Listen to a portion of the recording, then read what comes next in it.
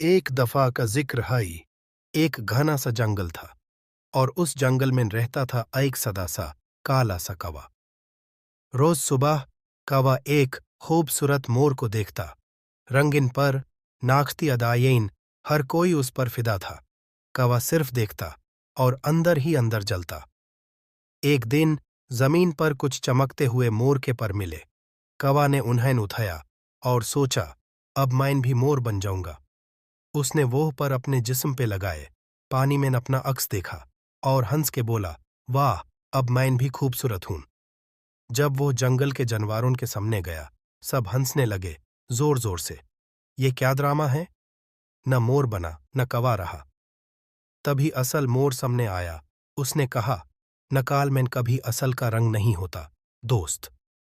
कौवा ने वो पर उतार दिए और चुपचाप अपनी असली सूरत में वापस चला गया। उस दिन उसने सीखा, जो खुद को छोड़ देता है वो कभी मुकम्मल नहीं होता। असलियत में ही खूबसूरती है, अपनी पहचान को कभी मत छोड़ो।